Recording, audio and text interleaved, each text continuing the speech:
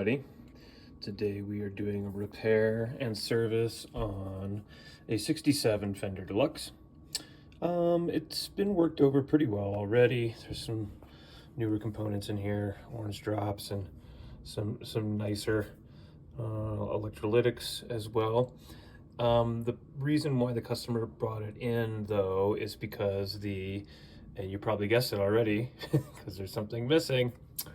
The tremolo isn't working, and that is because one of the 0.01 disc capacitors has broken off. One of the legs is broken off of it. You can see right here. So what I've done is I've shaved away part of the disc capacitor to get to a little piece of that leg, and I'm going to attempt to solder it back into place. Before I do that, I'm going to contact the owner just to make sure that this plan is okay, or if he wants me to, put a new disc in there and wait for that to show up, or put in one of these little axial guys of the same value. Yeah, just kind of see how he feels about it. I think in order for this to work properly, I'm going to need to put a little bit of hot glue on the back and stick these two together just to give it some more stability in there.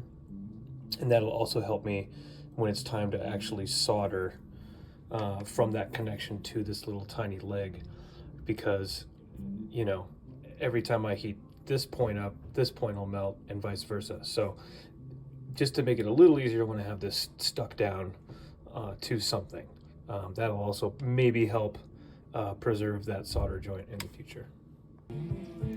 All right, so the repair worked. I was able to get that component back in, and the tremolo is now working, and it sounds great. Nice and slow.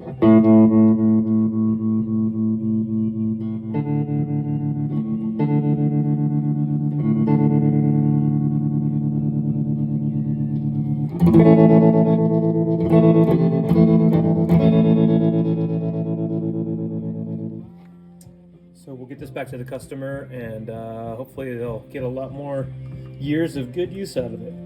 I'm going to flip this back over and show you the repair job real quick.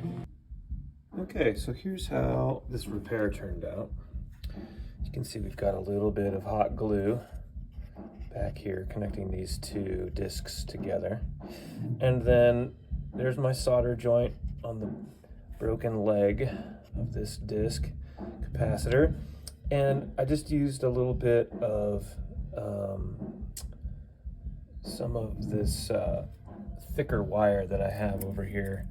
Usually do this for like ground busing and that sort of stuff, but just something a little thicker that's conductive was needed here to give this a little extra support.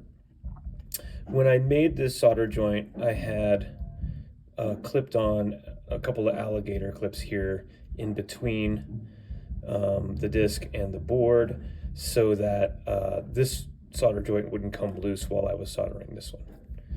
All right, there you go.